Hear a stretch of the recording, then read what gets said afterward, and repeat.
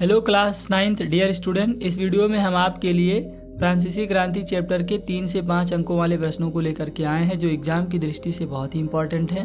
तो वीडियो को स्किप मत करिएगा और वीडियो पहली बार देख रहे हैं तो चैनल को सब्सक्राइब करके इसे अपने दोस्तों के साथ शेयर जरूर करिए। पहला प्रश्न है, लुई 16वां के राज्यारोहण के समय फ्रांस की आर्थिक स्थिति कैसी थी?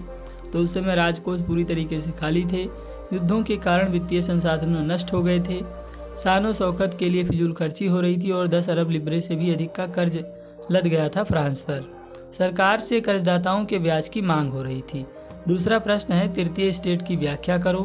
तृतीय स्टेट मजदूर, किसान, इन सब छोटे लोगों का था और इन्हें राजनीतिक अधिकार भी प्राप्त नहीं थे और ये भी थे जिन्होंने फ्रांस की क्रांति में विशेषाधिकार वर्ग का बहुत ज़्यादा विरोध किया था। अगला प्रश्न है, 4 अगस्त 1789 को नेशनल असेंबली ने क्या आदेश पारित किए थे? तो इन्होंने पहला आदेश दिया था सामंती व्यवस्था का उन्मूलन यानी कि खात्मा। दूसरा था पादरी वर्ग को अधिकारों को छोड़ देने के लिए विवश किया गया और तीसरा था धार्मिक कर जो कि टाइड था उसे समाप्त कर दिया गया था।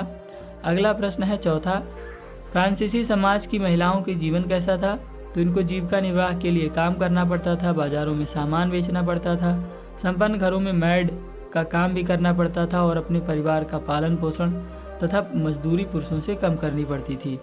अगला प्रश्न है, महिलाओं ने अपने हितों की हिमायत कैसे की? तो इन्होंने राजनीतिक क्लबों और अखबारों की शुरुआत करके अपने हितों की हिमायत की, पुरुषों जैसे समान अधिकार मांग करके एवं असेंबली के लिए चुने जाने एवं राजनीतिक पदों की मांग करके इन्होंने अपने हितों की हिमायत की थी। अगला प्रश्न है छठवां, जैकोबिन क्लब के सदस्य कौन थे? तो समाज का कम समृद्ध हिस्सा जो छोटे लोग होते थे वो इस क्लब के सदस्य होते थे। दुकानदार हो गए, कारीगर हो गए, घड़ी साज, दिहाड़ी मजदूर आदि ये सब जैकोबिन क्लब के सदस्य होते थे। अगला प्रश्न है सातवां, दुनिया के लिए फ्रांसीसी क्रांति कौन सी विरासत छोड़ गई? तो जब से फ्रांसीसी क्रांति हुई उस समय से स्वतंत्रता का विचार पूरी दुनिया में आ गया, समानता का सिद्धांत आया, बंधुत्व की भावना, प्रजातांत्रिक विचार और सामंतवाद के अंत की भावना पूरी दुनिया में विकसित हो गई। अगला प्रश्न है आठवां, नेपोलियन के उदय को कैसे समझा जा सकता है? तो 1799 में डायरेक्टरी का शासन अंत करके वो फ्रांस का प्रथम काउंसिल बना और 93 से 96 के मध्य पश्चिमी यूरोप पर उसने विजय पा ली। सत्ता पर कब्जे के बाद खोए हुए भूखंड को पुनः वापस ले लिया, ऑस्ट्रिया, पर्सा और रूस को उसने हरा दिया और समुद्र के ऊपर ब्रिटिश नौसेना पर फ्रांसीसी अपना प्रभुत्व कायम नहीं कर सके। तो ये था पूरा नेपोलियन के उदय का माजरा।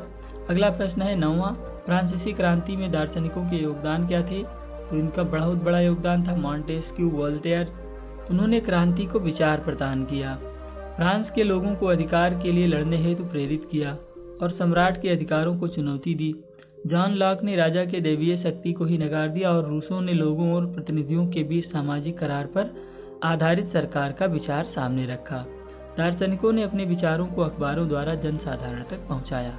अगला प्रश्न है 10वां, 1791 में फ्रांस में बनाए गए कानून की विशेषताएं क्या थी? तो इसने राजा की शक्तियों को समाप्त कर दिया था और ये कानून बनाया था नेशनल असेंबली ने। फ्रांस संवैधानिक गणतंत्र बन गया था, विधायिका, कार्यपालिका और न्यायपालिका में शक्तियों का बंटवारा हो गया था। नेशनल असेंबली को कानून बनाने का अधिकार मिल गया था और 25 साल के ऊपर सभी पुरुषों को वोट डालने का भी अधिकार मिल गया था। तो ये थे 3 से 5 अंकों वाले प्रश्न। अब हम देखने वाले हैं MCQs, objective type of questions. पहला क्वेश्चन है 1774 ईस्वी में फ्रांस की गद्दी पर कौन बैठा? तो सबको मालूम है, लुई 16वां इसका सही जवाब है। अगला प्रश्न है लिब्रे क्या है? तो लिब्रे फ्रांस की मुद्रा है।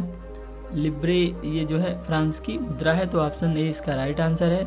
अगला क्वेश्चन है सीधे राज्य को दिया जाने वाला कर जो होता है वो टाइल कहलाता है।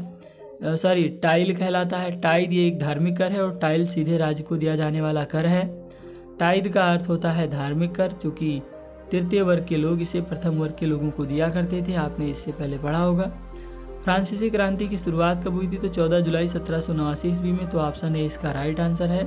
अगला प्रश्न है छठवां, चर्च के विशेष कार्यों को करने वाले व्यक्तियों के समूह को क्या कहा जाता है? तो उनको पादरी वर्ग कहा जाता है, ऑप्शन बी इसका राइट आंसर है। फ्रांसीसी क्रांति में किस शहर से शुरुआत हुई थी? किस शहर से शुरुआत हुई थी? तो फ्रांस की राजधानी पेरिस से, तो ऑप्शन सी इसका राइट आंसर हो जाएगा, पेरिस से शुरुआत हुई थी। अगला प्रश्न है मार्सिले क्या है? तो मार्सिले के द्वारा लिखा गया एक गीत था जो कि फ्रांस का राष्ट्रीय गीत बना। तो अगला प्रश्न है नेपोलियन बोनापार्टा कौन था? तो नेपोलियन बोनापार्टा ये जो था फ्रांस का सम्राट था, ऑप्शन बी इसका राइट आंसर है। अगला प्रश्न है, आतंक का राज्य किसने स्थापित किया? जैकोबिन क्लब का उग्रपंथी का जो समर्थक था रोबेस्पियर, उसने आतंकवादी राज्य का स्थापना किया था। तो ऑप्शन सी इसका राइट आंसर है। अगला प्रश्न है 11वां, ओलंप दे गूज कौन थी? तो ये एक क्रांतिकारी महिला थी। ऑप्शन है इसका राइट आंसर है। अगला प्रश्न है 12वां, फ्रांसीसी कॉलोनियों में दास्ता कब समाप्त हो गई थी? तो 1848 ईस्वी में दास्ता की जो कहानी थी वो खत्म हो गई थी। और 13वां क्वेश्चन है, फ्रांस की राजधानी कौन सी है? तो फ्रांस की राजधानी है पेरिस। ऑप्शन है इसका राइट आंसर है। तो इस वीडियो में हमने 3 से 5 अंकों वाले प्रश्नों और ऑब्जेक्टिव टाइप ऑफ क्वेश्चंस को डिस्कस किया। स्टूडेंट्स, अगर आपको किसी और लेसन के क्वेश्चन आंसर चाहिए तो आप कमेंट सेक्शन में कमेंट जरूर करिए और इसे अपने दोस्तों के साथ शेयर जरूर करिए। Thank you for watching this video.